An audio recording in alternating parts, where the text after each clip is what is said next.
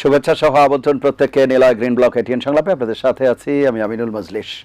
দর্শক, আপনারা জানেন সমসাময়িক ও জনগুরুত্বপূর্ণ বিভিন্ন বিষয় নিয়ে আমাদের আলোচনা অনুষ্ঠান। ইরানে যুক্তরাষ্ট্র ও ইসরায়েলের যৌথ হামলার মধ্য দিয়ে শুরু হওয়া যে মধ্যপ্রাচ্য সংকট, সেই সংকট বাংলাদেশে এসেও তার ধাক্কা লেগেছে এবং আমরা দেখছি গত কয়েকদিন থেকেই গণমাধ্যমে পেট্রোল পাম্পগুলোতে বিশেষ করে দীর্ঘ লাইন, তেলের জন্য এক ধরনের হাহাকার বলা যায়। যদিও সরকারের পক্ষ থেকে বলা হচ্ছে পর্যাপ্ত মজুদ আছে, কিন্তু তারপরও জনগণের মধ্যে এক ধরনের প্যানিক বাইং আমরা যেটি বলি সেটি রয়েছে। চারিদিকে এক ধরনের তেল নিয়ে বা জ্বালানি নিয়ে আতঙ্ক তৈরি হয়েছে। এই সংকটটি আসলে কতটা কৃত্রিম কিংবা বাস্তব এবং ব্যবস্থাপনাগত কোনো ত্রুটি আছে কিনা সেই সব বিষয়গুলো নিয়ে আমরা আজকে আলাপ করব। সঙ্গত কারণেই আমাদের আজকের আলোচ্য বিষয় আমরা রেখেছি জ্বালানি আতঙ্ক নাকি বাস্তব সংকট। এ বিষয়ে আলাপ করবার জন্য স্টুডিওতে রয়েছেন দুজন সম্মানিত অতিথি। আমাদের সাথে রয়েছেন জনাব শফিকুল আলম, প্রধান জ্বালানি বিশ্লেষক IEEFA, এবং আমাদের সাথে রয়েছেন বাংলাদেশ পোস্টের ভারপ্রাপ্ত সম্পাদক জনাব সদরুল হাসান। আপনাদের দুজনকে অনুষ্ঠানে স্বাগত। প্রিয় দর্শক, আপনারা যারা অনুষ্ঠান দেখছেন, আশা করছি পুরো অনুষ্ঠান জুড়েই আপনাদেরকে সাথে পাবো। আপনাদের জ্ঞাতার্থে জানিয়ে রাখি, অনুষ্ঠানটি সরাসরি ফেসবুকেও সম্প্রচারিত হচ্ছে। সেক্ষেত্রে facebook.com/ATN বাংলা অনলাইন এই লিঙ্কে ক্লিক করলে আপনারা অনুষ্ঠানটি দেখতে পাবেন। কথা না বাড়িয়ে আমরা চলে যাব মূল আলোচনায়। প্রথমেই জনাব সদরুল হাসান, আপনাকে দিয়ে আলোচনা শুরু করছি। আমাদের আজকের আলোচ্য বিষয় জ্বালানি আতঙ্ক নাকি বাস্তব সংকট। আপনার কাছে কি মনে হয়, পুরো চিত্রটি যদি একটু তুলে ধরেন? আপনি যে কথাটি বলেছেন যে এটি আতঙ্ক না বাস্তব অবস্থা, আসলে বাস্তবতা আছে, কিন্তু আমার কাছে মনে হয়েছে সরকারের কিছু ভুল সিদ্ধান্ত অথবা সরকার যেভাবে বিষয়টাকে হ্যান্ডেল করার কথা ছিল সেভাবে হ্যান্ডেল করতে ব্যর্থ হয়েছে, যার কারণে এটা আতঙ্ক ছড়িয়েছে। পরিস্থিতি যতটা না আসলে খারাপ, তার চেয়ে অনেক বেশি মানুষের কাছে মেসেজ গেছে যে একটা ভয়াবহ পরিস্থিতি হতে পারে। এবং সেই জন্যে ধরেন এটা আমাদের এখানে একটা মানুষের মধ্যে এই ধরনের আমি বলবো যে এক ধরনের ইয়ে আছে, মনোভাব, প্রবণতা আছে যে যখন হয়তো খবর পায় আপনার বাসায় হয়তো লবণের দরকার অল্প, আপনি হয়তো মাসে 1 কেজি লবণ কিনেন, কিন্তু যদি বাজারে শোনা যায় যে লবণের একটা সংকট হতে পারে, দেখবেন যে কেউ 1 মণ কিনে নিয়ে আসতেছে। তো এই যে একটা হুমড়ি খেয়ে পড়া, অ্যাকচুয়ালি এই কারণে আমি বলবো যে এটা একটা বাস্তব পরিস্থিতি।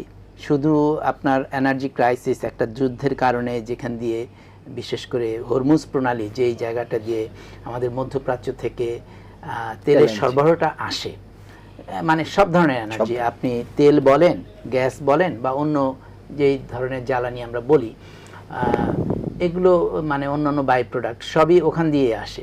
তো এই 20% আপনার ওই জ্বালানিটা ওখান দিয়ে আসে। এখন এটা যদি বন্ধ হয়ে যায় রুটটা, এটার সংকটটা কিন্তু সবার উপরই মাল্টিপ্লাই হবে, সবার উপরই এটার এফেক্টটা হবে। কিন্তু এটার আপনার এই বাস্তবতা সামনে আমাদের আছে। এখন আপনি আজকেই তো এই সংকটটা হয়ে যাচ্ছে না, কারণ ওখান দিয়ে একটা জাহাজ যদি আটকাও পড়ে, আপনি 1 মাস 1.5 মাস পরে এটার এফেক্টটা এখানে পড়বে। তাহলে আমি আজকেই কেন এই তেলের পাম্পে গিয়ে লাইন দিচ্ছি, আবার তেলের পাম্পে যাচ্ছে, তেলের পাম্পে নাই, তার মানে কি গভর্নমেন্টের নানা রকম রেশনিং করা হচ্ছে।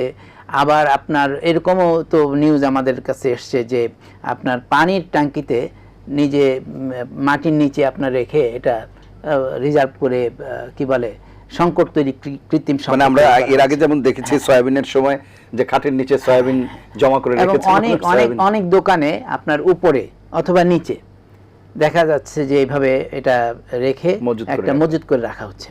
তো আমি বলবো যে মিসম্যানেজমেন্টটা কোথায় সরকারের মিসম্যানেজমেন্টটা প্রথমত সরকারের যতটুকু মজুদ যা আছে এটা এভাবে প্রকাশ করাটা ঠিক হয়নি। সরকারের বলা উচিত ছিল যে পর্যাপ্ত মজুদ আছে, এবং আমাদের যদি কথার কথা 3 মাস যদি আপনার মজুদ থাকে, সরকারের তরফে মেসেজটা ইনফরমালি দেওয়া উচিত ছিল যে আমাদের মানে 1.5 মাসের জায়গায় 3 মাস অথবা 3 মাসের জায়গায় 6 মাস, এইভাবে বলা দরকার ছিল। কোন কোন ক্ষেত্রে একটু এক্সাজারেট করা উচিত, যাতে মানুষের ভেতরে সেই আতঙ্কটা তৈরি না হয়। ওই জায়গাটা গভর্নমেন্টের একটা মিসম্যানেজমেন্ট আছে, একটা ফেল করেছেন। সেকেন্ড যে জিনিসটা আপনার ধরেন, যেটা আমরা বন্ধের দিনে আপনার পাম্পে তো এত ভিড় হওয়ার কথা না, তাই না? তো পাম্পে যদি ভিড়ই হয়ে থাকে, সরকারের উচিত ছিল আগের দিন থেকে যেন পাম্পের সাপ্লাইটা কোনোভাবে মানুষ বুঝতে না পারে যে সাপ্লাইয়ের কোনো ক্রাইসিস, কোনো রকমের কোনো সংকট আছে। সেই জায়গাটা আপনার একটু আউট অফ বক্স এসে আপনাকে হ্যান্ডেল করা দরকার ছিল। অর্থাৎ আগে থেকেই সাপ্লাইটা পর্যাপ্ত পাম্পে দিয়ে কোনো জায়গায় যেন কোনো ধরনের মানুষের মধ্যে এটা অনুভব না হয় যে হ্যাঁ একটা ক্রাইসিস হতে যাচ্ছে। ওই জায়গাটায় আমার কাছে মনে হয়েছে যে সরকারের একটা ব্যর্থতা আছে। জি, আমি আসবো আবার আপনার কাছে, একটু শুনে আসি। জনাব শফিকুল আলম, আপনি বিষয়টিকে কিভাবে দেখছেন? দেখুন, আমাদের যদি জ্বালানি এবং বিদ্যুৎ খাতের কথা চিন্তা করি, আমরা যে পরিমাণ আমদানি নির্ভর হয়েছি গত 1-1.5 দশকে, বা পুরো সিস্টেমটা যেভাবে মানে এখনকার পরিস্থিতি এসছে, বিদ্যুৎ খাতে প্রায় 65% আমাদের আমদানির উপর নির্ভর করতে হয়, এবং জ্বালানি খাতের প্রাইমারি এনার্জি যদি চিন্তা করা হয় বায়োমাস বাদ দিয়ে, তাহলে 62% উপরে আমদানির উপর নির্ভর করতে হয়। তো এরকম একটা পরিস্থিতিতে আমরা সবসময় ঝুঁকির ভিতর থাকি, এটা তো আমাদের স্বীকার করতে হবে যে কোথাও যদি কোনো সাপ্লাই ডিসরাপশন হয় তার ইম্প্যাক্টটা আমাদের উপর এসে পড়ে। আর আরেকটি বিষয় হচ্ছে, যখন একটা চ্যানেল যেটা বন্ধ হয়ে যায়, যদি শুধু চ্যানেল বন্ধ হয় না, সেই সাথে হচ্ছে যে আপনার প্রোডাকশন যেটা আছে, তো 78 মিলিয়ন টন, সেই প্রোডাকশনটা যদি অফলাইনে চলে যায় এলএনজির, তাহলে সেটার ইম্প্যাক্ট কিন্তু এশিয়া সিগনিফিকেন্টলি এফেক্টেড হবে, সবগুলো দেশই। এর কারণ হচ্ছে এই পরিমাণ সক্ষমতা আগামী 6 মাস 1 বছরে অন্য কোনো জায়গা থেকে ইমিডিয়েটলি আসবে না। আচ্ছা, অন্যদিকে আবার রাশিয়ান যেই ব্যাপারটা, সেটা তো একটা স্যাংশন আছে, প্রবলেম আছে। তো সব মিলিয়ে আমরা সবসময় একটা ভালনারেবল অবস্থায় থাকি। আর এখন যে পরিস্থিতিটা হয়েছে, এটা বেটার ম্যানেজ করা যেত আরেকটু। আর যেটা হলো, এইভাবে জিনিসটাকে মেসেজ না দিয়ে বরং দেওয়া উচিত ছিল, সংকট যদি দীর্ঘায়িত হয় তাহলে আমাদের এনার্জি কনজার্ভ করতে হবে, এবং আমরা সবাই যেন সচেতনভাবে এনার্জি কনজারভেশনে মনোযোগ দিই। এবং আরেকটি বিষয় হচ্ছে যে, আমাদের পিক সামার হলে, গত বছর বেটার ওয়েদার ছিল, টেম্পারেচার কিছুটা নর্মাল ছিল, প্রচুর বৃষ্টিপাত হয়েছে, খুব বেশি লোডশেডিং হয়নি কিন্তু এপ্রিল মে মাসে। কিন্তু তার আগের বছর পর্যন্ত যদি আমরা চিন্তা করি, যথেষ্ট সক্ষমতা থাকার পরেও 3000 মেগাওয়াট লোডশেডিং করতে হয়েছে। লোকজন তো জানে যে আমরা ক্রাইসিসে পড়লে আমাদের লোডশেডিং করতে হয়, গ্যাস সাপ্লাই রেশনিং ইন্ডাস্ট্রিতে করতে হয়। ইভেন তেলের, ইউক্রেন রাশিয়া ক্রাইসিসের পর ইমিডিয়েটলি তেলের দাম 43% পর্যন্ত বাড়াতে হয়েছে 2022 সালের গভর্নমেন্টকে। তো এই গভর্নমেন্ট কিন্তু মানে ডিক্লেয়ার দিয়েছে যে না, আমরা তারা বাড়াবে না, কিন্তু আমি বলছি যে সংকটগুলো কিন্তু নানান সময় আমাদেরকে নানানভাবে হঠাৎ করে চলে এসেছে, এবং আমরা বোঝার আগে, এই গভর্নমেন্টও যেমন ক্ষমতায় আসার পর হঠাৎ করেই এরকম হলো। তো এটা আরেকটু বেটার হতে পারতো। আর আরেকটি বিষয় হচ্ছে যে, মেসেজিং বিভিন্ন জায়গা থেকে বিভিন্ন রকম মেসেজ যেটা আসছে, সেটা না করে গভর্নমেন্ট একটা সিঙ্গেল পয়েন্ট থেকে একদম দায়িত্বশীলভাবে মেসেজগুলো যদি দেয় তাহলে বেটার।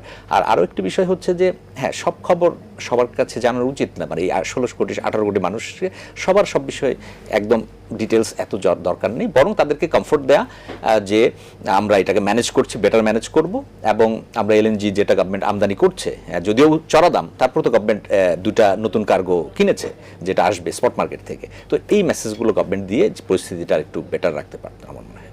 জনাব শফিকুল আলম, আরেকটি বিষয় আপনার কাছে মনে হয় কিনা, আমাদের যে পাওয়ার পারচেস এগ্রিমেন্টগুলো, এগুলোর ক্ষেত্রে যদি আরো সংস্কার করা হয়, বিভিন্ন ক্ষেত্রে বলা হয়, তাহলে কি পরিস্থিতির আরো উন্নতি হয় কিনা, বিশেষ করে বিদ্যুৎ খাতের কথা যখন বলি আমরা? দেখুন, এগুলো তো লং টার্ম কন্ট্রাক্ট, সো কন্ট্রাক্টের ভিতরে লিগাল কি ক্লজ আছে বা আছে, সেটা লিগাল এক্সপার্ট যারা, তারা ভালো বলতে পারবেন।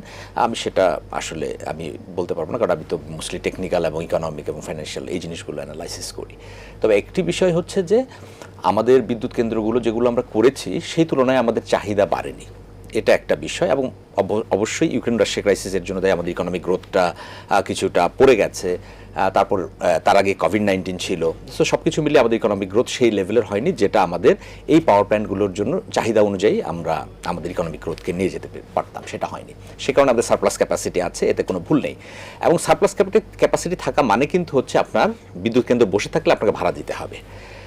আরও একটি বিষয় হচ্ছে যে, শুধুমাত্র আমরা ভাড়ার কথা কেন চিন্তা করছি, মানে এইটা একটা সেক্টরের জন্য কিরকম যে বসিয়ে বসিয়ে আপনাকে ভাড়া দিতে হচ্ছে বা ক্যাপাসিটি চার্জ দিতে হচ্ছে, রাইট? এটা একটা ফিক্সড কস্ট আছে, সো এটা আলোচনার বিষয় এখন। সেটা হচ্ছে যে, এটা আরও রেশনাল হতে পারতো কিনা, যেই ফিক্সড কস্টটা আছে, ক্যাপাসিটি চার্জটা আছে, এটা এত বেশি না হয়ে আরও বেশি রেশনাল হলে কতটুকু হতে পারতো, সেটা এই রিলেটেড যারা লিগাল এক্সপার্ট আছেন ইন্টারন্যাশনালি, যারা এই ধরনের কন্ট্রাক্ট করেছেন, তাদের সাথে গভর্নমেন্ট আলোচনা করে এটা করতে পারে। আর পূর্ববর্তী গভর্নমেন্ট তো রিভিউ রিপোর্ট দিয়েছেন, এটা এখনকার গভর্নমেন্ট তারা বিবেচনায় নেবেন এবং লিগাল ম্যাটার্সগুলো নিয়ে। বাট আমি আর কয়েকটা বিষয় এর সাথে সংযুক্ত করতে চাই।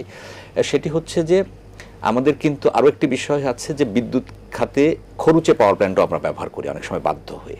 যেমন এই যে এখনকার পরিস্থিতি, এই পরিস্থিতি যদি প্রলং করে আমাদের কিন্তু খরুচে তেল ভিত্তিক পাওয়ার প্ল্যান্টের বেশি ব্যবহার হতে পারে একটা পর্যায়ে, এবং তেল ভিত্তিক পাওয়ার প্ল্যান্ট অত্যন্ত এক্সপেন্সিভ, তখন আমাদের খরচ বেড়ে যাবে। আবার আরেকটি বিষয় হচ্ছে আমাদের অনেক জায়গায় পিলফারেজ আছে, ট্রান্সমিশন ডিস্ট্রিবিউশন লস তো আছেই, সাথে আরেকটি বিষয় আছে যে আমাদের 3 হুইলারগুলো আছে চার্জ হয়, এগুলো কিন্তু বাসাবাড়িতে চার্জ হয়। সো বিলিংয়ে কিছু প্রবলেম আছে। বিপিডিবির রিপোর্ট অনুযায়ী দেখাচ্ছে 1.3% বা 1.2% ইলেকট্রিক ভেহিকেল চার্জিংয়ে যাচ্ছে, কিন্তু বাস্তবতা ভিন্ন। কারণ 4-5-6 মিলিয়ন ইলেকট্রিক ভেহিকেল যদি শুধুমাত্র রাতেও চার্জ হয়, এখন তো দিনেও চার্জ হয় আমি শুনেছি, তাহলে এটা শেয়ার 4-5% বা বেশি হয়ে কাছাকাছি একটা পর্যায়ে আছে। সো এই জিনিসগুলো আমাদের খরচকে বাড়ায়। আর আরেকটি বিষয় হচ্ছে যে আমাদের নবায়নযোগ্য জ্বালানির ব্যবহারটা আমরা বাড়াতে পারিনি, কারণ নবায়নযোগ্য জ্বালানির কথা যদি চিন্তা করেন, এটা একটা natural hedge against price spike. মানে ইন্টারন্যাশনাল মার্কেটে তেলের দাম বাড়ুক, এলএনজির দাম বাড়ুক, কিন্তু আপনার যদি কিছু নবায়নযোগ্য জ্বালানির সক্ষমতা থাকে, সেটার প্রাইস কিন্তু ওইভাবে বাড়ছে না। হ্যাঁ, ডলার যদি টাকার এগেনস্টে শক্তিশালী হয় তাহলে আপনাকে পেমেন্টটা একটু বেশি দিতে হবে, কিন্তু ইন্টারন্যাশনাল মার্কেটে যে সাডেনলি আপনার $28 পার MMBTU এলএনজি কিনতে হলো, এরকম ঘটনা ঘটবে না। তো সেই ক্ষেত্রে আমরা নবায়নযোগ্য জ্বালানিতেও যথেষ্ট সফলতা পাইনি। প্লাস আমাদের যে নিজস্ব গ্যাস, সেখানেও গত 7-8 বছর ধরে আমাদের এটা কন্টিনিউয়াসলি ডিক্লাইন করছে প্রোডাকশনটা, সেখানেও আমরা যথেষ্ট মিজান নিতে পারিনি। তো সব মিলিয়েই আমাদের এই পরিস্থিতিটা তৈরি হয়েছে।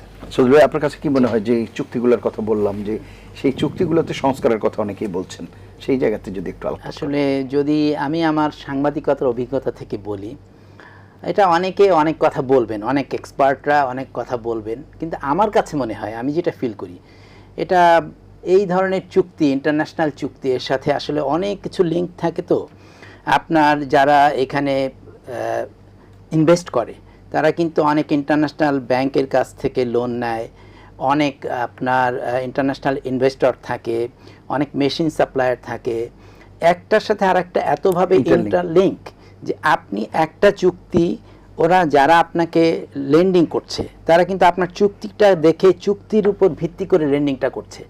আপনার সক্ষমতাটা কতটুকু লোন রিপেমেন্টের, আপনি রিস্ক কতটুকু, এই সব কিছু ক্যালকুলেশন করে যখন দেখে যে না, তার জন্য এই প্রজেক্টটা ভায়াবল, তখনই সে এটা ইনভেস্ট করে।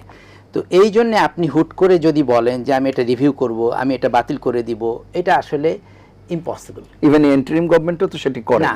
এটা ইন্টারন্যাশনাল কোনো চুক্তি এইভাবে আপনি একটা করতে পারেন, উভয় পক্ষ বসে তাকে বুঝিয়ে বলতে পারেন যে ভাই, আমরা অনেক ক্রাইসিসের মধ্যে আছি, আপনি এই যে আমি দেখতে পাচ্ছি ক্যালকুলেশনে আপনি অনেক বেশি এখানে লাভ করছেন। ইন্টারন্যাশনাল একটা স্ট্যান্ডার্ড আছে যে আপনি এত % লাভ করতে পারবেন, 10% বা 15%, কিন্তু আপনার লাভ হচ্ছে, প্রফিট হচ্ছে এখানে দেখা যাচ্ছে 50%, 40%। আপনি এখানে কিছুটা প্রফিট কমান, আমার সাথে আপনাকে আমি আরও ব্যবসা দিব, আমার এখানে যথেষ্ট পটেনশিয়াল আছে, আমার এখানে আরও ভবিষ্যতে অনেক বিদ্যুৎ কেন্দ্র বসবে, আপনি সেই সময় ব্যবসা করতে পারবেন, আপনি আসেন এখানে কিছু কমান, আপনিও আপনার স্বার্থটা হোক, আপনি যেন ঠকে না যান, আমার দেশেরও স্বার্থ আমাকে দেখতে হবে, আসেন বসে আমরা কোথায় আমরা এটাকে আরেকটু রিভিউ করে উইন উইন সিচুয়েশনের মাধ্যমে আমরা একটা জায়গায় পৌঁছতে পারি। এটা একটা বেটার অ্যাপ্রোচ বলে আমি মনে করি। কিন্তু আপনি হুট করে বলবেন আমি এটা বাতিল করে দিব, আমি ওটা রিভিউ করব, আমি এটা মানি না, এটা আসলে তাহলে এটা সবার ক্ষেত্রে প্রযোজ্য। এবং আপনি যদি এই ধরনের স্টেটমেন্ট দেন, no international investment will come to invest in Bangladesh, কারণ তারা এইগুলো সব মনিটরিং করে যে আপনার প্রত্যেকটা বক্তব্য, আপনি কি কনসিস্টেন্সি আছে কিনা আপনার বক্তব্যের মধ্যে, আপনার উপরে আস্থা রাখা যায় কিনা, আপনি একটা চুক্তি করলে সেটা হঠাৎ করে বাতিল করে দিবেন কিনা। তো চুক্তি করার আগে আপনাকে অনেক দিতে হবে, চুক্তি করার পরে আপনি বলবেন।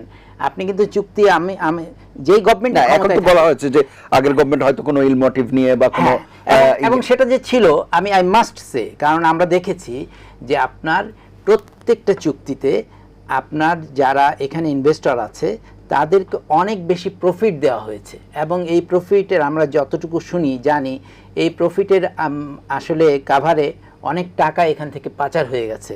এবং এই প্রফিট যখন দেয়, প্রফিট শেয়ারিংয়ের ক্ষেত্রে গভর্নমেন্টের পলিসি মেকারদের মধ্যে অনেকে ইনভলভ ছিলেন, যারা এখান থেকে এই প্রফিট থেকে তারা নিজেরাও শেয়ার করেছেন, বেনিফিটেড হয়েছেন। সো ওই জায়গাটায় আসলে সবচেয়ে বেশি মনিটরিং দরকার ছিল, এবং ওখানে একটা আমাদের এখানে যেটা সবচেয়ে বেশি সমস্যা, আমাদের সবচেয়ে সর্বনাশ যেটা করেছে যে আপনার যেটা স্পেশাল কুইক রেন্টাল এবং স্পেশাল পাওয়ার অ্যাক্ট, যেটা এই স্পেশাল পাওয়ার অ্যাক্টে আপনাকে সার্বভৌম ক্ষমতা দিয়ে দিয়েছে যে একজন কর্মকর্তা অথবা একটা মিনিস্ট্রি যেই ধরনের সিদ্ধান্ত নেবে এটা পার্লামেন্টও আপনাকে চ্যালেঞ্জ করতে পারবে না, কোনো কোর্টেও চ্যালেঞ্জ করতে পারবে না। অর্থাৎ আপনি যদি 10 টাকা ধরেন, আপনি 10 টাকাই 1 টাকার জিনিস 10 টাকা ধরলেও আপনাকে কেউ কিন্তু মানে কাঠগড়ায় দাঁড় করাতে পারবে না, এবং আপনাকে কোনো জেল জুলুম বা আপনাকে কোনো কিছুই আপনাকে বিচারের আওতায় আনতে পারবে না। এই ধরনের একটা ইন্ডেমনিটি যদি কোনো রাষ্ট্রে থাকে, এটা হচ্ছে সবচেয়ে বড় বৈষম্য। সো এইটা করে আমাদেরকে সর্বনাশ করে দেওয়া হয়েছে। এবং আপনি জানেন কিনা আমি জানি না, এখন আমাদের কিন্তু এই যে পাওয়ার প্রডিউসারদের কাছে আমাদের বিল বাকি, অর্থাৎ গভর্নমেন্টের কাছে তারা প্রায় ৭৬,০০০ কোটি টাকা মানে সব কিছু মিলিয়ে গভর্নমেন্টের উপর একটা দায় হয়ে আছে।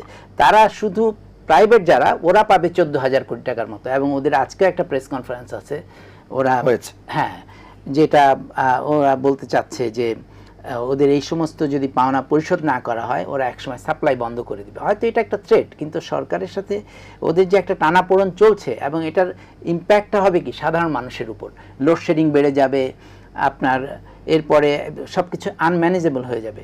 সো এখন থেকে গভর্নমেন্টকে অনেক ক্যালকুলেটিভ ওয়েতে আমি মনে করি আগানো উচিত।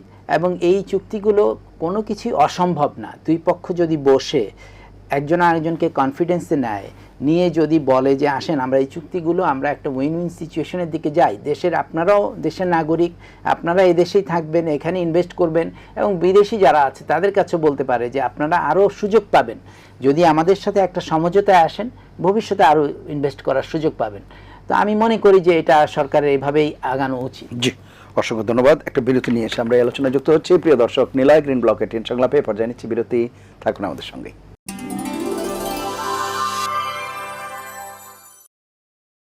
ফিরে এলাম নিলয় গ্রিন ব্লক এটিএন সংলাপে। এতক্ষণ সাথে থাকার জন্য ধন্যবাদ।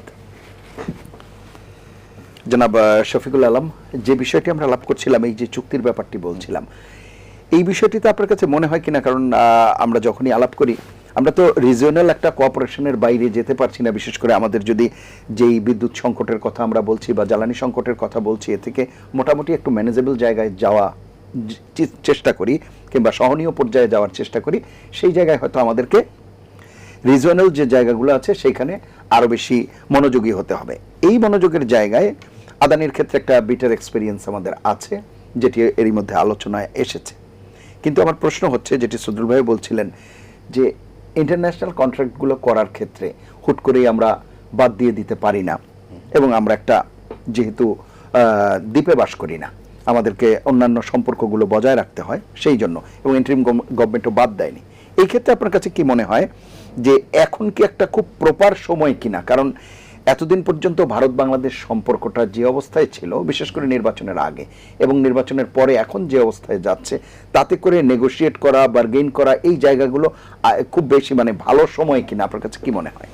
না, দেখুন, সম্পর্কটা আমাদের আরও ভালো করতে হবে। আমাদের রিজিওনাল সম্পর্ক, আমাদের সাউথ এশিয়া যারা আছে, আশেপাশে যারা আছে, এটার সাথে ভালো করতে হবে। শুধু যে এই বর্তমান প্রকল্পগুলো এগুলোর জন্যই না, কারণ এই সাউথ এশিয়া রিজিয়নে আমাদের আর সুযোগ আছে। হ্যাঁ, রিজিওনাল যেমন আমরা নেপাল থেকে হাইড্রো এনেছি, ভবিষ্যতেও সুযোগ আছে। এবং সাউথ এশিয়া রিজিয়নকে কিন্তু আমাদের যদি সম্পর্ক ভালো থাকে একটা শিল্ড হিসেবে কাজ করতে পারে। এই যে গ্লোবাল প্রবলেম, এক্ষেত্রে যদি ব্যাটে বলে মিলে সব কিছু, তো সেক্ষেত্রে সম্পর্ক ভালো রাখাটাই হবে সবচেয়ে মানে শ্রেয়। আর আপনি যেটা বলছিলেন এবং সদরুল ভাই বলেছেন, আলোচনা হচ্ছে সবচেয়ে ভালো পদ্ধতি এই ক্ষেত্রে। আরও একটি বিষয়, সেটা হচ্ছে আমার স্ট্র্যাটেজিক ডিসিশন, এটা আমি সবসময় মিডিয়ায় বলে দিব এটা ঠিক না। আমরা কারণ ইন্টারিম গভর্নমেন্টের সময় আমরা দেখেছি, ধরেন রিনিউয়েবল এনার্জি প্রজেক্ট ক্যান্সেলেশন হয়েছে, বারবার জিনিসগুলো মিডিয়ায় আলোচনা, এটা বেশি, এটা কম না, এইভাবে না করে বরং যেটা উচিত, যেমন ওই 31টা বা 37টা প্রকল্প যেটা রিনিউয়েবল, প্রতিটা ইন্ডিভিজুয়াল প্রজেক্টের সাথে গভর্নমেন্ট বসতে পারতো, বসে প্রকল্পের কি অবস্থা আছে সেটার উপর বেস করে তাদেরকে সময় দিতে পারতো, যে এই সময়ের ভিতরে তোমরা যদি আসো তাহলে ওকে তোমরা করে ফেলো, আদারওয়াইজ কিন্তু আমাদেরকে অন্য সিদ্ধান্ত নিতে হবে। আর ট্যারিফ অনুযায়ী গ্লোবালি ট্যারিফ কমেছে, কাজে তোমরা যে এখনও, আমি জাস্ট হাইপোথেটিক্যালি বলছি, এক্সাক্ট নাম্বার বুঝি না, তোমার এক্সেন্ট, তাহলে এক্সেন্ট গ্লোবালি এখন আমাদের খরচ কমে গেছে, তুমি এটা 1 সেন্ট কমাও বা 2 সেন্ট কমাও, তুমি পারো কিনা, এটা আলোচনা করতে পারতো। আর আমাদের ওভারঅল যদি পাওয়ার সেক্টর কথা বলি, এবং গত বছরও আমি রাফলি বলছি, গত অর্থ বছরেও শুধুমাত্র কয়লার যে প্রকল্পগুলো আছে, আমি এক্সটার্নাল প্রজেক্ট বাদ দিচ্ছি, প্লাস হচ্ছে বড় পুকুরিয়া বাদ দিচ্ছি, বাকি প্রকল্পগুলো যেগুলো আছে সেখানে 5 টাকার উপর প্রতি ইউনিটে ক্যাপাসিটি পেমেন্ট গিয়েছে গড়ে। আচ্ছা, ঠিক আছে। So this is the obvious একটা প্যাটার্ন আমাদের জন্য। এখন এখানে শুধুমাত্র যে কন্ট্রাক্ট এবং কিছু ফ্যাক্টর দায়ী তা না, অনেকগুলো ভ্যারিয়েবল আছে, এবং আমাদেরকে সবগুলো ভ্যারিয়েবলকে আমলে নিয়েই এই জিনিসটাকে সলভ করতে হবে। আর আরও একটি বিষয় হচ্ছে যে আমাদের যেহেতু সাফিসিয়েন্ট গ্যাস সাপ্লাই এখন নাই, আমাদের চাহিদা বেড়ে গেলে কি হবে, সেক্ষেত্রে আমরা অল অন এ সাডেন কোনো মানে সম্পর্ক খারাপ করে, যেটা উনিও বলছিলেন যে বকেয়া আছে, তারা যদি টাইমলি সাপ্লাই দিতে না পারে, এপ্রিল মাসে পিক ডিমান্ড হবে, এবং এবার যদি টেম্পারেচার বেড়ে যায়, অলরেডি আমি গতকাল বা পরশু দিলাম 13,700 মেগাওয়াট, তো এটা যদি এপ্রিলের শেষে গিয়ে 18,000 ক্রস করে যায় এবং গ্লোবাল ডিসরাপশন যেটা আছে এটা যদি দীর্ঘায়িত হয়, তাহলে আমরা কিভাবে ম্যানেজ করব? কাজে আমাদের সবার সাথেই সম্পর্কটা সুন্দর রাখার প্রয়োজন, কারণ এটা তো হচ্ছে বিজনেস গভর্নমেন্টের সাথে তাদের। সো বিজনেসে যেই প্রবলেমগুলো এগুলো তারা বসে সেটেল করে নেবে, বাট এখান থেকে কিছু মানে যেই জায়গাগুলো ক্লোজগুলোতে মনে হচ্ছে অযৌক্তিক, যেগুলো আমার স্বার্থের সাথে যায় না, সেই জিনিসগুলো আলোচনা করে সমাধান করা আলোচনা করবে, কিন্তু বাদ দেওয়া কোনো সমাধান নয়। হ্যাঁ, কারণ এগুলো তো লিগ্যাল একটা লং টার্ম অব্লিগেশন তৈরি করবে। যদি আমাদের এখন কোনো প্রকল্প, দেশীয় কোনো প্রকল্পই ধরেন বাদ হলো, এটা সেটেল হবে কোথাও আমি জানি না, মানে সিঙ্গাপুর বা এরকম দেশীয় প্রকল্প যদি হয়, এটা হ্যাঁ ওকে, দেশীয় প্রকল্প সিঙ্গাপুরে সেটেল হবে। সাথে কি হবে, এই মেসেজটা ইমিডিয়েটলি গ্লোবালি চলে যাবে। এই যে রিনিউয়েবল এনার্জি ইনভেস্টমেন্ট আমরা চাচ্ছি, ইন্টারন্যাশনাল রিনিউয়েবল এনার্জি ইনভেস্টররা তো আসবে না, তখন ভাববে যে এটা তো প্রবলেম। এরকম একাধিক যদি ঘটনা ঘটে, তাহলে এটা আমাদের এই সেক্টরে ভবিষ্যতে ইনভেস্টমেন্টকে সমস্যা তৈরি করবে। এখন সমস্যা আমরা যদি ভাবি যে না, ওকে ইন্টারন্যাশনাল ইনভেস্টমেন্ট দরকার নেই, আমরা করব, কিন্তু প্যাটার্ন তো বলছে আমাদের প্রাইভেট ইনভেস্টমেন্ট লাগবে, ইন্টারন্যাশনাল ইনভেস্টমেন্ট লাগবে। কাজেই আমাদের পরিবেশ এবং ইকোসিস্টেমটাকে এমনভাবেই করতে হবে যেখানে ইন্টারন্যাশনাল ইনভেস্টররা। এর সাথে আসলে রাজনৈতিক কিছু বিষয় হয়তো জড়িত থাকে, সদুল ভাই হয়তো বলবেন বিষয়টি, যে আমাদের দেশে তো মানে বিরোধী যারা থাকে তারাও এক ধরনের ন্যারেটিভ তৈরি করে যে ভারত বিরোধী যে বিষয়টি, এখন দীর্ঘদিন থেকে যখন এন্টারিম গভর্নমেন্ট বিষয়গুলো সুরাহা করেনি বা সেইভাবে যায়নি, এখন এই গভর্নমেন্ট যখনই এটিতে আগাতে যাবে, আদানি মানেই এক ধরনের ন্যারেটিভ কিন্তু তৈরি হয়ে গেছে, একটা ভীতিকর পরিবেশ। তাদের সাথে এখন কোনো আলোচনায় গেলে সেটিও গভর্নমেন্টকে আবার কোন অসুবিধায় ফেলে, সেটিও তো গভর্নমেন্টের চিন্তা করতে হয়। সদুল ভাই কি মনে করেন আপনি? আমি অ্যাবসলিউটলি, আপনি খুব সঠিকভাবে বলেছেন। এটাকে তো একটা ইস্যু বানিয়ে বাজারে দেওয়া হবে। এটা আমি আপনার সাথে সম্পূর্ণভাবে একমত। এই জায়গাটায় গভর্নমেন্ট খুব কৌশলী হতে হবে। কেন? আপনি আদানির চুক্তিটা নিয়ে আমি নিজেই কিন্তু এটার উপর লেখালেখি করে একটা অ্যাওয়ার্ড পেয়েছি, বেস্ট রিপোর্টিং অ্যাওয়ার্ড, এবং আমি প্রথম আপনার এটা তুলে এনেছি যে আদানির এই চুক্তিটা আমাদের জন্য খুবই একটা মারাত্মক বিপর্যয় সৃষ্টি করেছে, এবং একটা সময় ছিল মাসে আপনার 700 কোটি টাকা গভর্নমেন্টের লস হতো। হ্যাঁ, তো যেই জিনিসটা আমি বলতে চাচ্ছি সেটা হচ্ছে যে আদানির সাথে আপনাকে নেগোশিয়েট করতে হবে, রিনেগোশিয়েট করতে হবে বসে একসাথে, কিন্তু সেখানে আপনাকে এমনভাবে কৌশলী হতে হবে। আপনি অসুবিধা কি, আপনার যে ডেলিগেশন, সেই টিমে আপনি বিরোধী দলের 1 বা 2 সদস্যকে রাখেন, রেখে আসলে বাস্তবতাটা কি, আপনি এমন কোনো মেসেজ দেওয়া, ইন্টারন্যাশনাল, আদানি তো একটা ইন্টারন্যাশনাল ইনভেস্টর, তাই না? আপনি যে কোনো কাউকেই, যে কোনো ইনভেস্টরকেই আপনি যখন একটা বাজে মেসেজ দিবেন যে না, চুক্তিটা আপনি মানতে চান না, তাহলে কিন্তু সেটা খারাপ একটা দিক।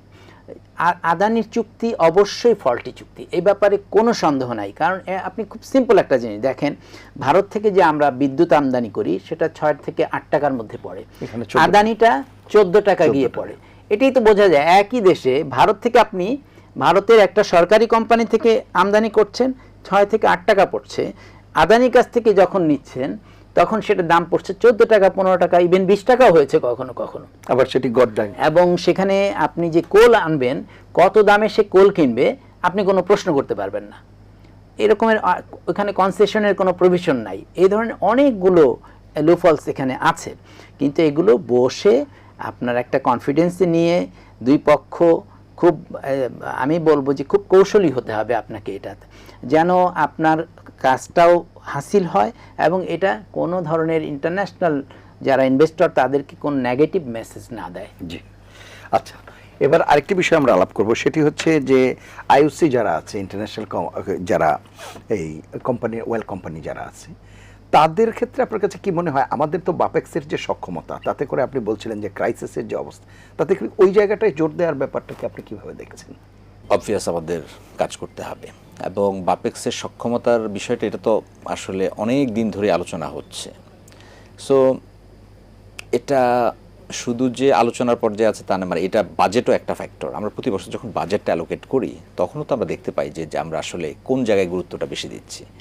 দেখা যাচ্ছে আমরা বিদ্যুৎ খাতে গুরুত্ব দিচ্ছি, বিদ্যুৎ খাতের জন্য অ্যালোকেশন থাকে।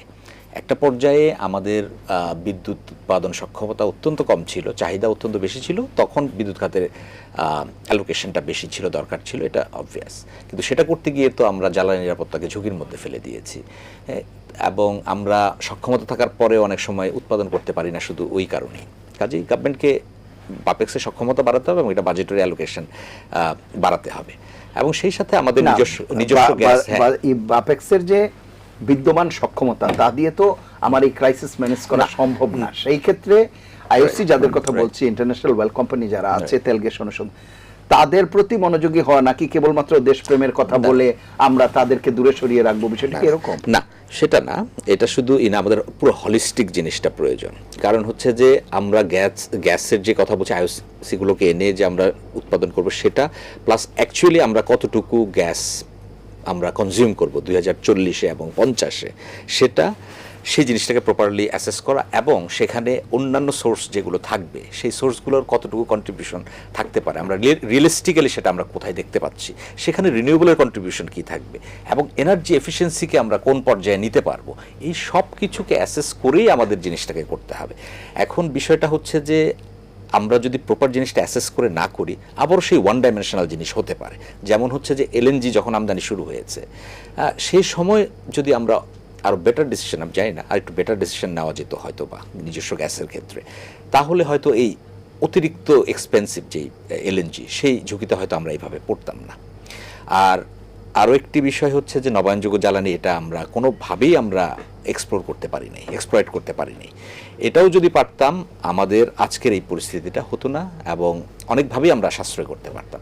কাজে আমাদের এনার্জি এবং পাওয়ারের যে মাস্টার প্ল্যান প্রয়োজন একটা, সেখানে এই সবগুলো বিষয় থাকা উচিত, যে আমরা কিভাবে ওভারঅল জিনিসটাকে ম্যানেজ করব, প্লাস রিজিওনাল যে পটেনশিয়াল আছে, রিজিওনাল পটেনশিয়াল যদি আমরা ট্যাপ করতে পারি। এগেইন বলতেছি যে এটা যদি উইন উইন হয় এবং সব কিছু মিলে যায়, তাহলে আমাদের এখানে প্রাইমারি এনার্জি কনজাম্পশন প্যাটার্নটা আসলে কেমন হবে, এই সব কিছু বিবেচনায় নিতে হবে। জি, আমি একটু সাদুল ভাইয়ের কাছে শুনে আসি। জি সাদুল ভাই, যে বিষয়টি আমি আলাপ করছিলাম, শফিকুল ভাইকে যেটি বলছিলাম, আমি আসলে ওনার দৃষ্টিভঙ্গির সাথে একটু দ্বিমত করি এই জন্যে, দেখেন আপনি যদি দেখেন বাপেক্সের সক্ষমতা, এই বাপেক্সের সক্ষমতার কথা কিন্তু নতুন না, এটা আজকে 30 বছর যাবত আমরা শুনছি, কিন্তু রিপোর্টিং করছে, আমরা ওটা লিখছি, বলছি, বাপেক্স যেখানে আছে সেখানেই আছে।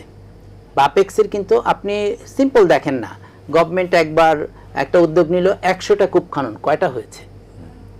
একবার উদ্যোগ নিল 180টা কূপ খনন, কয়টা হয়েছে? এটা সম্ভব না। কেন? আমি আপনাকে সিম্পল বলি, আমাদের এখানে যে বিউরোক্রেসি, এই বিউরোক্রেসিকে সামনে রেখে বাপেক্সকে প্রতিটা কূপ খননের জন্য, প্রতিটা বিষয়ে আপনার টেন্ডার করার জন্য মিনিস্ট্রির আপনার প্রথম বাপেক্স যেতে হয় পেট্রোবাংলার কাছে, পেট্রোবাংলা যায় মিনিস্ট্রির কাছে, মিনিস্ট্রি যায় ক্যাবিনেট ডিভিশনে, এই যে আপনার একটা চক্র, এইটা ইভেন প্রত্যেকটার জন্য আপনাকে আবার প্ল্যানিং কমিশনের অ্যাপ্রুভাল লাগে, এবং আপনি আজকে প্ল্যান করবেন, 2 বছর পরে আপনার এটা অ্যাপ্রুভ হবে। আপনি এই 2 বছর যে সময়টা, এই আপনি সরকার, এটা কোনো দেশেই, আপনার তো সেই টাকাও নাই, আপনি সেভাবে আপনার ইকুইপমেন্ট নাই, টেকনোলজি নাই, কোনো কিছু নাই। আপনাকে যদি আসলে এনার্জি খাতে ভালো কিছু করতে হয়, আপনাকে you must go for the private investment, এবং আপনার আইওসির কাছে যেতে হয়। আপনি শুধু দেখেন না, এখানে শেভরন আছে না, কখনো শুনেছেন যে শেভরনের প্রোডাকশন কমে গেছে? কিন্তু আপনি অন্য সরকারি সবগুলো কূপের দেখবেন যে প্রোডাকশন কমে যাচ্ছে, কারণ শেভরন এমনভাবে পুরো জিনিসটাকে ম্যানেজ করছে, যখন যা দরকার তখন তাকে কিন্তু কোনো কিছুর জন্যে সরকারের কোনো আপনার অনুমোদন অনুমতির জন্য যেতে হচ্ছে না, মানে আমলাতান্ত্রিক কোনো জটিলতাই ফেস করতে হচ্ছে না। সো মানে আমলাতন্ত্র স্বতন্ত্রভাবে এবং স্বাধীনভাবে কাজ করতে পারে। বাংলাদেশের যে আমলাতন্ত্র এবং মানে খুবই আনফরচুনেট, এটা কয়েকদিন আগেও কথা হয়েছে, আপনি পাশের রুমে একটা চিঠি পাঠাবেন, সেই চিঠি 10টা জায়গায় ঘুরে পাশের রুমে আসবে। এই যে আমলাতান্ত্রিকতা, এবং এটা কখনো এটা যদি ভাঙতে না পারেন, আসলে যতই আপনি আইওসির বাদ দিয়ে বাপেক্সের উপরে বলবেন বাপেক্সের সক্ষমতা, বাপেক্সকে দিয়ে করব, এটা করব, ওটা করব, ইম্পসিবল, এটা কখনোই হবেই না। আপনাকে যে যত কথাই বলুক, আমি দীর্ঘ মোর দ্যান 35 ইয়ার্স এই সাংবাদিকতা করছি, এবং বিশেষ করে এনার্জি সেক্টরেই করছি অলমোস্ট 30 ইয়ার্স। আমি সেই শুরু থেকেই শুনে আসছি কি বাপেক্সের সক্ষমতা, আসলে বাপেক্সের সক্ষমতা কিন্তু বাড়ে নাই, ওই জায়গায় আছে। এবং বাপেক্স ছেড়ে এখন যারা শেভরনে কাজ করছে, অনেক কর্মকর্তা কিন্তু আগে বাপেক্সে ছিল, বাপেক্স থেকে অনেকে চলে গেছে, পেট্রোবাংলা থেকে অনেকে চলে গেছে, অনেক আইওসিতে তারা কাজ করার জন্য সরকারি চাকরি ছেড়ে চলে গেছে। কারণ কি, ওখানে সে চিন্তা করেছে তার উন্নয়ন হবে, তার অর্থনৈতিক উন্নয়ন হবে, সে নিজেকে অনেক বেশি ওখানে কাজে লাগাতে পারবে। তো এই যে সম্ভাবনাগুলো, সেটা অন্য আইওসির মাধ্যমে করলে আপনি যত দ্রুত এই সেক্টরে ইনভেস্টমেন্ট বলেন, অন্য আপনার ডেভেলপমেন্ট বলেন, এটা সম্ভব। এটা আমাদের সরকারি কোম্পানি দিয়ে সম্ভব না, যে যত কথাই বলুক, আমি ব্যক্তিগতভাবে বিশ্বাস করি না। আচ্ছা আচ্ছা, ঠিক আছে, আমি আরো শুনবো কেন তারা মানে তাদেরকে আমরা যুক্ত করছি না বা যুক্ত করতে পারছি না, বা তাদেরকে আকৃষ্ট করার জন্য আমাদেরকে কি করতে হবে, সেই সব বিষয়গুলো নিয়ে আলাপ করবো। এটা বিরতি নিয়ে আসি। প্রিয় দর্শক, নিলয় গ্রিন ব্লক এটিএন সংলাপে এ পর্যায়ে নিচ্ছে বিরতি, থাকুন আমাদের সঙ্গে।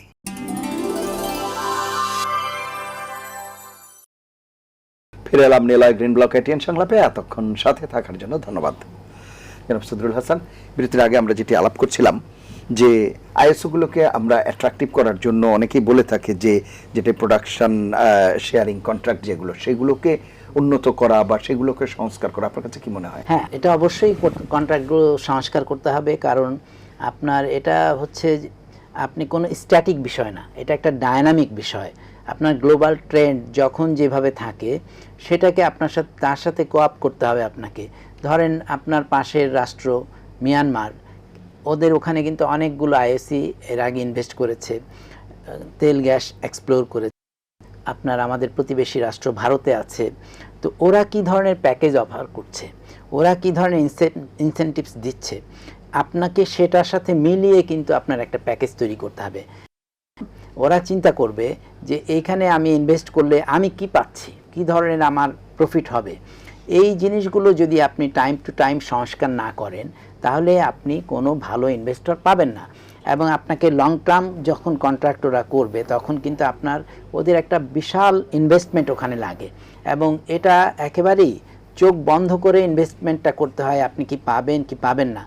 এবং অনেকটা মাছের বড়শি ফেলার মতো, আপনি জানেন না আসলে নিচে কি আছে, মাছ আছে না, আপনি ঘন্টার পর থাকবেন। মানে আমি বলতে চাচ্ছি, আপনি হয়তো 100টা কূপ খনন করলেন, একটাও পেলেন না, আবার একটা কূপ পেলেন, 100টার খরচ উঠে আপনি আরও অনেক বেশি প্রফিট করতে পারবেন। সো মিলিয়ন না, বিলিয়ন ডলার ওরা ইনভেস্ট করে। তো এই ইনভেস্টমেন্টের আগে ওরা অনেক বিষয় ক্যালকুলেট করে, অনেক রিস্ক ওরা চিন্তা করে, অনেকগুলো বিষয় কনসিডারেশন নেয়ার পরে আপনার এখানে ইনভেস্ট করে। তো আপনি যদি ভালো প্যাকেজ না দেন, ওরা আপনার এখানে শুধু আসার জন্য বসে থাকবে না, ওদের অনেক জায়গা আছে পৃথিবীতে। সো আপনাকে ওভাবে চিন্তা করে অনেক ডায়নামিক ওয়েতে ওদেরকে অ্যাপ্রোচ করতে হবে। এবং যদি সেটা করতে পারেন, এখানে বিদেশি ইনভেস্টর আসলে আপনি দেখেন, একটা কূপ খনন করা থেকে প্রোডাকশনে যাওয়া পর্যন্ত মিনিমাম 6 থেকে 8 বছর লাগবে।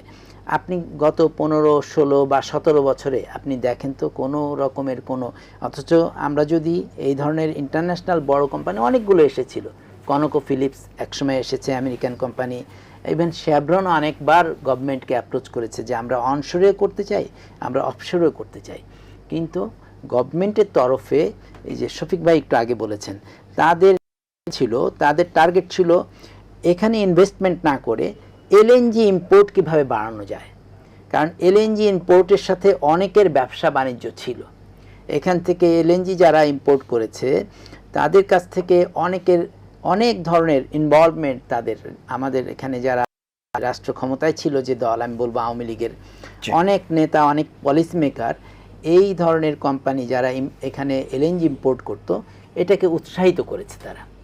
তারা লোকাল ইনভেস্টমেন্টের দিকে কিন্তু তারা যায় নাই। সো আপনি যেটা বলছেন এটা অবশ্যই সংস্কার করতে হবে, যুগোপযোগী করতে হবে, এবং আমি বলবো আমরা এক ধাপ এগিয়ে যেতে হবে। ভারত এবং মিয়ানমার যেটা দেবে তার চেয়ে যেন আমাদের এটা আরেকটু লুক্রেটিভ হয়, না হলে তারা আসবে কেন আমাদের? কখনোই আসবে না। জি, জনাব শফিকুল আলম, কন্ট্রাক্টের সংস্কারের বিষয়ে যদি কিছু যুক্ত করেন। হ্যাঁ, ডেফিনেটলি আমাদের তো করতেই হবে, কারণ আমাদের এখনকার যে পরিস্থিতি, মানে আবারও পুরো সিনারিওর কথা বলছি, যদি আমরা নিজস্ব গ্যাস না বাড়াতে পারি উৎপাদন, তাহলে কি হবে? এই এলএনজি আমদানিটা আগামী 5, 7 বা 10 বছরের ভিতরেই আমাদেরকে এটা 2 থেকে 3 গুণ হয়ে যাবে।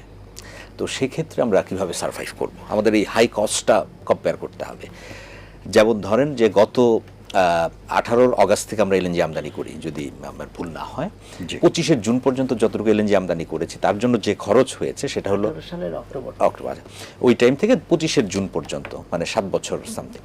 এই পিরিয়ডে যে এলএনজি আমদানি করেছি সেটার পরিমাণ হচ্ছে আমরা 1 বছরে আমদানিকৃত এলএনজি এবং নিজস্ব উৎপাদনে যা কনজিউম করি সেটা সেই পরিমাণ এলএনজি আমদানি করেছি 7 বছর, 7.5 বছর। তার জন্য ব্যয় করেছি $17 বিলিয়ন বেশি। এই যে হাই কস্ট, এই কস্টটার এগেইনস্টে আমাদের চিন্তা করতে হবে যে আমরা নিজস্ব গ্যাস উৎপাদন বাড়াতে গিয়ে আমাদের যে খরচ হবে সেটা কতটুকু অ্যাডভান্টেজিয়াস, সেটা অনেক বেশি অ্যাডভান্টেজিয়াস হবে অবভিয়াসলি, কাজে এটা সংস্কার করতে হবে। আর সাথে হলো যে শুধুমাত্র সেটা না, আমাদের একটা জিনিসে বসে থাকলে হবে না, সাথে আমাদের অল্টারনেট অপশনগুলোকেও প্যারালালি চালাতে হবে। রিনিউয়েবল এনার্জি পাকিস্তান 1 বছরে 17,000 মেগাওয়াট করে ফেললো, আমাদের 17,000 ব্যাপার তো আমরা চাচ্ছি না, আমরা চাচ্ছি বছরে 500 মেগাওয়াট হোক, 1000 মেগাওয়াট হোক, আমরা একটা স্টেপ আপ করি। কারণ আমরা গত 2008 সালে রিনিউয়েবল এনার্জি পলিসি হলো এবং 2026 চলছে এখন, আমাদের সর্বমোট সক্ষমতা হচ্ছে রিনিউয়েবল এনার্জি 1500-1600 মেগাওয়াট, তার ভিতরে 230 মেগাওয়াট হচ্ছে সেই স্বাধীনতার আগে হাইড্রো পাওয়ার, লেস দ্যান 3%। হ্যাঁ, এখন গ্লোবাল অ্যাভারেজ উৎপাদনে, বিদ্যুৎ উৎপাদনে হচ্ছে 2% মতো, আর গ্লোবাল অ্যাভারেজ হচ্ছে 30% উপরে। এখন গ্লোবাল অ্যাভারেজ যদি 30% উপরে, আমাদের তো 5% থাকা উচিত ছিল এতদিনে অন্তত। এটা যদি আমরা করতে পারি এবং আমরা গ্র্যাজুয়ালি এটাও করি, নবায়নযোগ্য জ্বালানিও বাড়াই, ওদিকে আমরা আমাদের নিজস্ব গ্যাসের সর্বোচ্চ চেষ্টা করি যাতে আমরা এলএনজির আমদানিতে লাগাম টানতে পারি, তাহলে যেটা হবে আমাদের যে এই যে খরচ বেড়ে যাচ্ছে, প্রতি বছর আলোচনা হয় বিদ্যুতের দাম বেড়ে যাচ্ছে, গভর্নমেন্টের উপর কিন্তু প্রেশার আসবে খুব তাড়াতাড়ি। আইএমএফ বলবে তুমি সাবসিডি অ্যাডজাস্ট করো। এখন আইএমএফ সাবসিডি অ্যাডজাস্ট যদি করতে বলে, সহজেই দেখা যায় এখনকার পরিস্থিতি বাদ দিলেও, মানে গত অর্থবছর চিন্তা করলেও, আপনি যদি 50% অ্যাডজাস্ট করতে চান খুচরা পর্যায়ে এবং ওই ডিস্ট্রিবিউশন লেভেলে, তাদের 25% উপর বেড়ে যাবে, 30% বেড়ে যাবে। সেই দামটা যদি আপনি ইন্ডাস্ট্রির উপর চাপা দেন, তাহলে ইন্ডাস্ট্রি তো আবার অ্যাপারেল সেক্টর নন কম্পিটিটিভ হয়ে যাবে।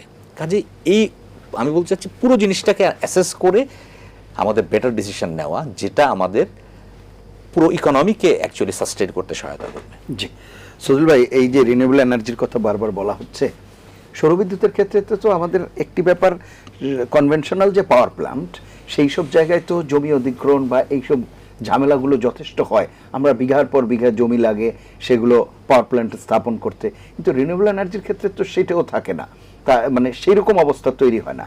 ইভেন আমি যদি ভুল না করে থাকি, বর্তমান সরকার খালকাটা কর্মসূচি নিয়েছে, এবং এই কর্মসূচিতে অনেকেই বলছে যে এর খালের উপরে যদি সোলার বসানো যায় তাহলে যে সেচের যে ব্যবস্থাটা হবে তাতে করেও তো, কারণ সেচ করতে তো আপনার পাম্প লাগবে, পাম্পের বিদ্যুৎটা তো আপনার ন্যাশনাল গ্রিড থেকে নিতে হবে, তখন ন্যাশনাল গ্রিডের উপর লোডটা যখন কম পড়বে তখন তো আর আপনাকে লোডশেডিং করতে হবে না। এই ধারণা নিয়েও কি আগানো যায় কিনা, আপনার কাছে কি মনে হয়? না, এটা সব ধারণা নিয়েই আগানো যায়, কিন্তু কথা হলো কি যে আপনি আসলে কতটুকু ডেডিকেটেডলি কাজটা করবেন। কারণ আপনাকে একটা জিনিস আমি উদাহরণ হিসেবে বলি, এটাকে বলে ফ্লোটিং সোলার। এটা আমাদের পার্বত্য চট্টগ্রামে একটা এরকম উদ্যোগ নিয়েছিল যে একটা ফ্লোটিং সোলার প্ল্যান্ট করবে, বিশেষ করে কাপ্তাই লেকে। এটা আমি যতটুকু জানি এখন পর্যন্ত এটা হয় নাই, এবং আমাদের এখানে বিউরোক্রেসি যেই পর্যায়ে আছে, আসলে আমি কোনো কিছুতে বিশ্বাস করি না যে এই বিউরোক্রেসিকে এভাবে রেখে আপনি কোনো কিছু করতে পারবেন।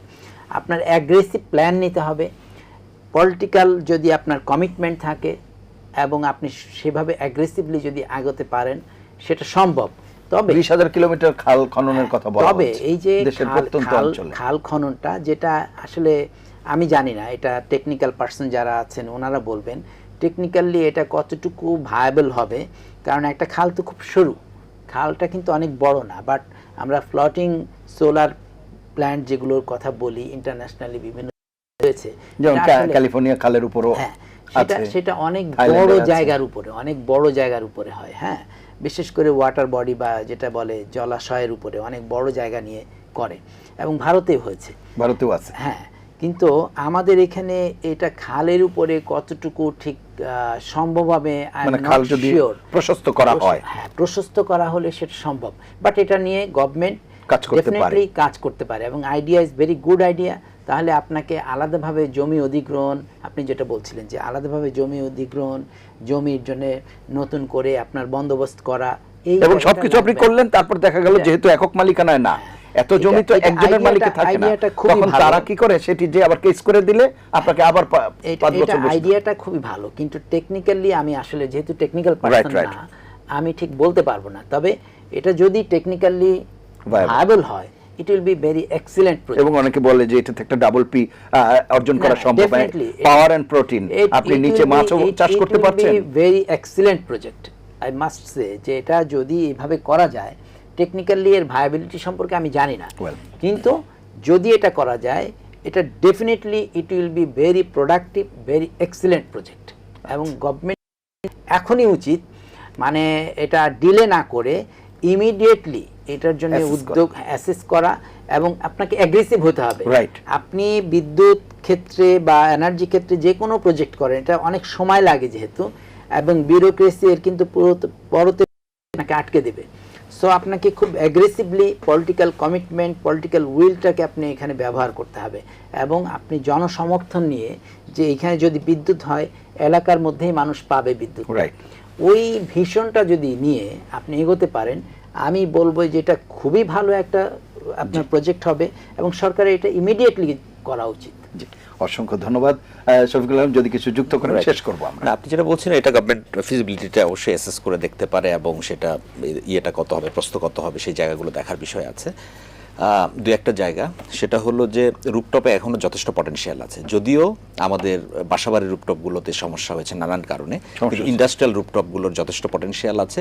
গত ইন্টারিম গভর্নমেন্ট যে 3000 মেগাওয়াটের একটা অ্যাম্বিশাস প্রোগ্রাম নিয়েছিল, সেটাকে এই গভর্নমেন্ট যে রিভিজিট করে, প্রবলেম তো আমরা অলরেডি আইডেন্টিফাই করেছি, এই ওপেক্স এবং ক্যাপেক্স মডেলের প্রবলেম, সেগুলোকে রিভিজিট করে 3000 মেগাওয়াট না হোক, 1 বছরে কতটুকু অ্যাচিভ করা যায় সেটা একটা গোল নিতে পারে, এবং 5 বছর মেয়াদকালীন গোল।